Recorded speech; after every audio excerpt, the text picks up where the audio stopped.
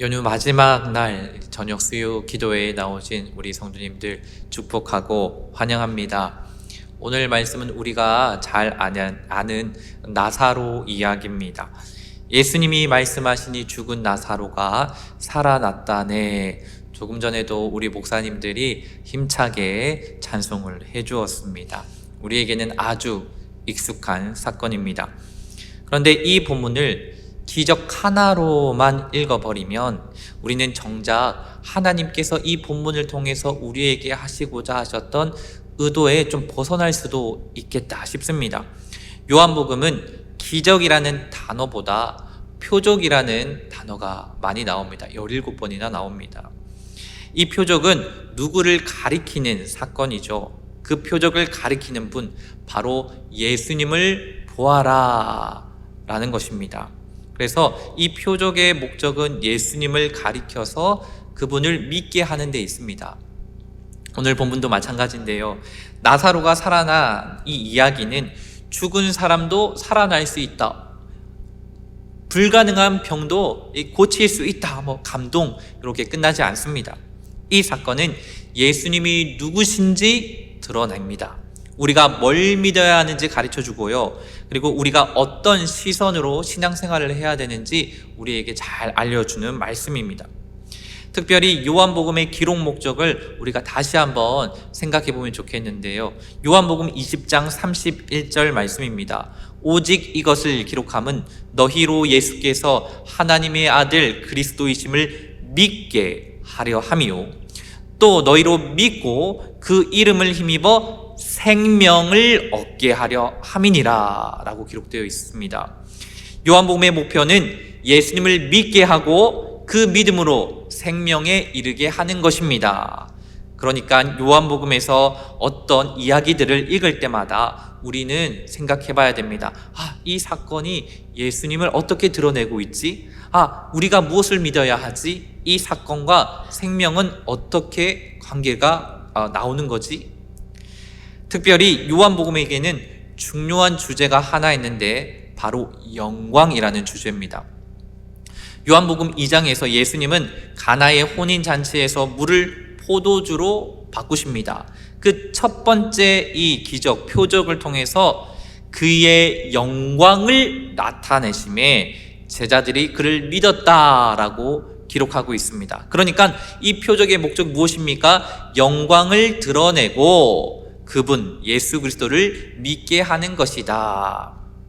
그 뒤로도 예수님은 계속 표적을 행하십니다. 그런데 사람들의 반응은 엇갈리죠.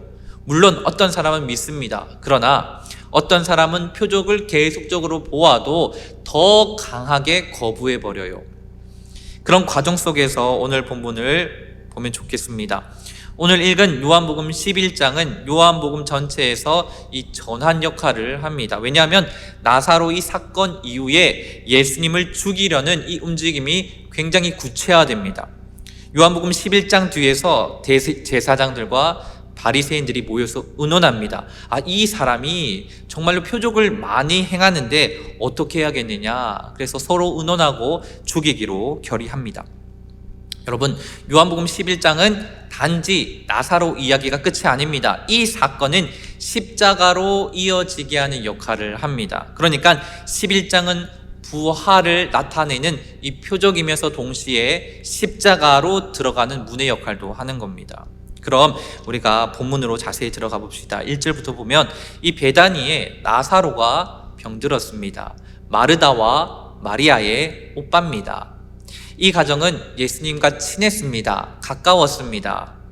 예수님이 베다니에 들을 때마다 아마 이 가정에 들어가서 쉬었을 겁니다.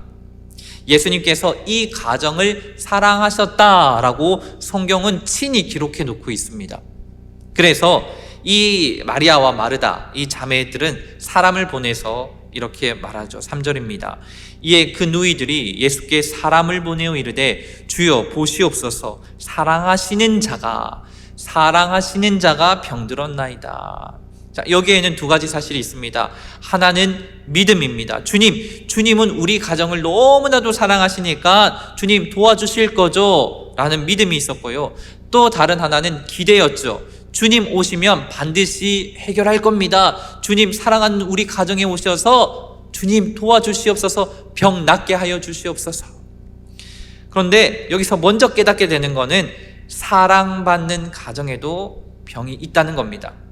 주님을 가까이 하는 가정에게도 슬픔이 있고 병이 있고 눈물이 있습니다. 주님을 진짜 믿는 사람들에게도 위기가 있고 고난이 있습니다. 우울증도 있을 수 있고요. 그러나 오늘 본문은 동시에 말하는 것은 그 모든 현실이 하나님의 손 안에 있다는 겁니다. 하나님의 손 밖에 있는 것이 아니다라는 겁니다. 예수님은 이 소식을 들으시고 4절에서 말씀하십니다. 4절입니다. 예수께서 들으시고 이르시되 이 병은 죽을 병이 아니라 하나님의 영광을 위함이요 하나님의 아들이 이로 말미암아 영광을 받게 하려 함이라 하시더라. 죽을 병이 아니라. 자, 이 말은 나사로가 안 죽는다는 뜻일까요? 나사로 죽습니다. 그러면 예수님께서 틀리셨습니까? 아니죠. 이 말씀 결말이 죽음으로 끝나지 않는다는 뜻입니다.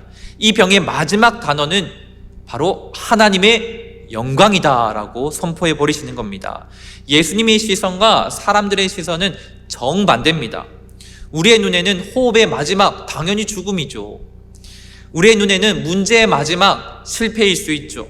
우리의 눈에는 이 관계의 마지막 절교, 절단.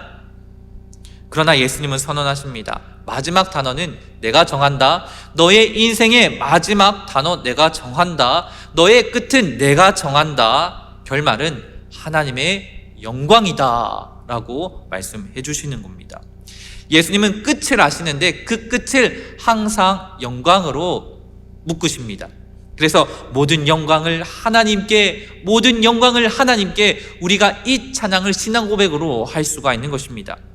본문으로 돌아가서 예수님은 상식적으로 이해할 수 없는 행동을 하십니다. 예수님은 즉시 베다니로 달려가셔야 할 것 같은데 달려가지 않으십니다. 이틀을 더 머무십니다. 우리식으로 말하면 이 골든타임을 놓쳐버립니다. 사랑하는 사람을 살리고 싶으면 빨리 움직여야 하지 않습니까? 저도 우병 출신이라서 이 대전 군의학교에서 100kg 넘는 애를 들쳐업고 살려야 한다 얼마나 뛰었는지 모릅니다. 뼈가 다 무너지는 것 같은데 말이죠. 빨리 움직여야죠. 그런데 예수님은 이틀을 더 머무십니다. 누이들이 보낸 이 나사로의 병의 소식을 들고 온 이 사람의 마음은 어땠을까요? 아니, 주님께서 지금 내가 했던 말 제대로 이해하고 계신 걸까? 저 마리아와 마르다 그 정도로 사랑하시지는 않는 건가? 그런데 요한복음은 일부러 아주 의도적으로 한 문장을 집어넣고 있는데 5절입니다. 예수께서 본래 마르다와 그 동생과 나사로를 사랑하시더니. 이 문장이 왜 여기 들어가 있습니까? 예수님의 지체하심이 무관심이 아니라는 것을 여기에 콕 집어넣고 있는 겁니다. 우리는 빨리 낳기를 원합니다. 그런데 하나님은 더 깊이 구원하시기를 원하실 수도 있고요. 우리는 이 상황이 빨리 해결되고 좀 멈춰기를 바라는데 하나님은 그 과정을 통해서 우리의 믿음이 자라기를 원하실 수도 있습니다.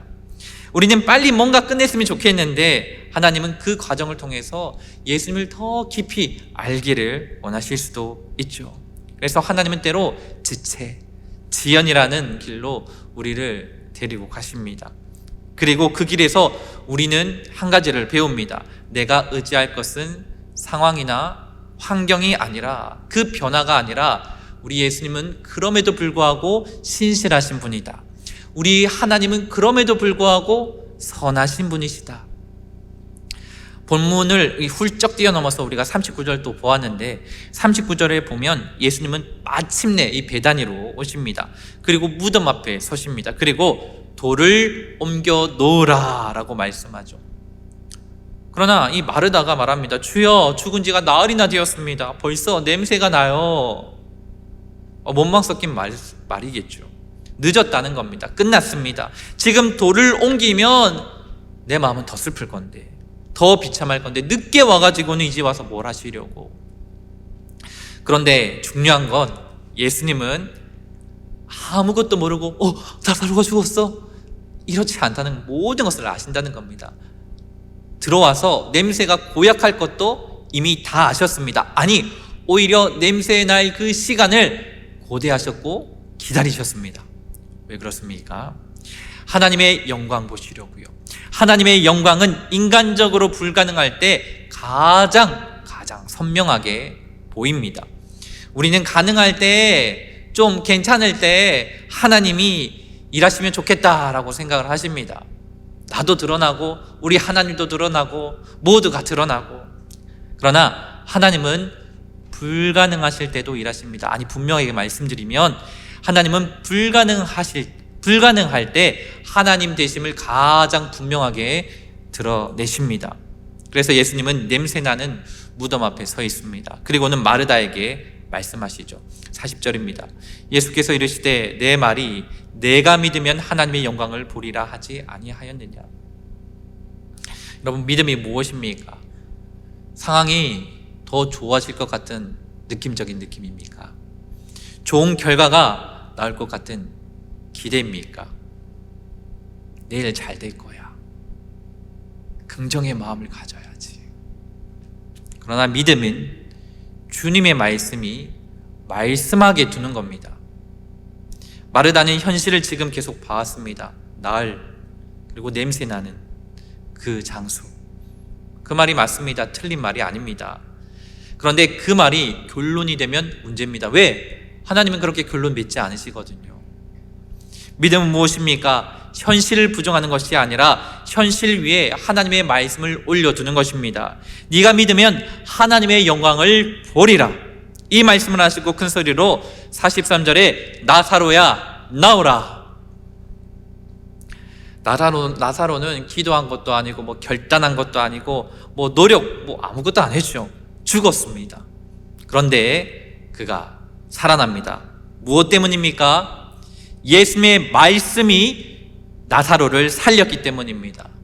예수님이 말씀하시니 죽은 나사로가 살아났다네. 예수님이 말씀하시니 죽은 나사로가 살아났다네. 예수님 나에게도 말씀하셔서 새롭게 변화시켜 주소서. 예수님의 말씀에 능력이 있는 줄 믿으시기 바랍니다.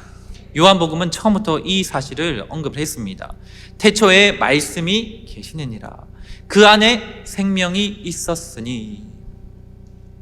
구원은 우리의 의지가 아니라 예수님의 능력인 줄 믿으시기 바랍니다. 하나님이 우리에게 먼저 오셔서 믿게 된 겁니다. 그 주님께서 오늘도 우리에게 말씀하고 계십니다. 나오라, 불가능한 거 한계 뚫고 나오라. 이게 은혜입니다. 여기서 우리는 말씀을 맺을 수도 있지만 사실 요한복음은 이 사건을 표적으로 기록했다고 했잖아요. 표적은 방향을 가리킵니다. 이 사건을 통해서 예수 그리스도, 그분을 우리가 바라봐야 될 줄 믿습니다. 왜 굳이 나사로가 살아나는 것이 왜 예수님의 영광입니까? 나사로 이야기가 예수님이 죽음을 이기시는 분이라는 것을 잘 드러내기 때문입니다. 그리고 동시에 예수님 자신의 부활을 향한 예고편입니다. 나사로는 완전히 죽었습니다. 무덤에 들어갔습니다. 냄새가 났습니다. 그러나 살아났습니다. 이 사건을 통해서 하나님은 미리 보여주십니다. 내 아들도 완전히 죽을 것이다. 내 아들도 무덤에 들어갈 것이다. 내 아들도 그러나 다시 살 것이다. 물론 분명한 차이도 있습니다. 나사로의 죽음은 병 때문에 죽었습니다. 예수님의 죽음은요, 우리의 죄 때문입니다. 나사로는 자신을 위해서 죽었습니다. 예수님은요, 우리를 위해 죽으셨습니다. 나사로는 다시 죽었습니다. 그러나 예수님은 다시 죽지 않으십니다. 나사로가 살아난 것은 한 가정의 기쁨이 되었지만 예수님의 부활은 우리 모두 온 세상의 구원이 됩니다. 이 나사로 이야기가 예수님의 승리를 미리 보여주는 거죠. 말씀을 정리합니다. 우리는 늘 시간 때문에 흔들립니다. 언제 낫나? 언제 해결되나? 언제 이 문제가 해결될 기미가 보일까? 언제 회복될까? 언제 응답될까? 그때 하나님께서 우리에게 물으십니다. 네가 나를 믿느냐? 내가 전능하신 하나님임을 믿느냐? 내가 부활이요 생명인 것을 믿느냐? 내 말이 너의 삶의 결론이 된다는 것을 믿느냐? 더 직접적으로 말씀하신다면 너는 내가 늦었다고 생각하느냐? 나는 늦지 않았단다. 나는 늦지 않았단다. 나는 영광을 준비하고 있단다. 그래서 시간표를 바꾸는 능력을 우리에게 달라고 구할 것이 아니라 하나님의 그 타임, 하나님의 시간표를 믿는 그 순종이 우리에게 필요할 줄 믿습니다. 주님은 결코 늦지 않으십니다. 모든 것을 아시고 우리가 최선을 내가 한다라고 생각하지만 우리 인생의 최선은 하나님께서 가장 잘 아십니다. 정확한 시간에 정확히 하나님께서 아시고 찾아오시는 분이십니다. 이제 우리 차례입니다. 우리 인생에도 나흘이라는 시간이 있을 수 있고 냄새가 날 수 있는 고약한 순간이 있을 수도 있습니다. 불 가운데로 지나는, 물 가운데로 지나는 그런 때가 있을 수 있습니다. 그러나 그 자리에도 우리 하나님께서는, 우리 예수님께서는, 우리의 성령님께서는 함께 하고 계십니다. 그리고 그때에도 주님을 말씀하십니다. 돌을 옮겨 놓아라, 나오라. 아무쪼록 주님은 늦지 않으셨음을 믿고 날 같은 이 현실 앞에서도 십자가와 부활 신앙으로 하나님의 영광을 강구하는 우리 모든 성도님들 다 되시기를 주님의 이름으로 축복합니다.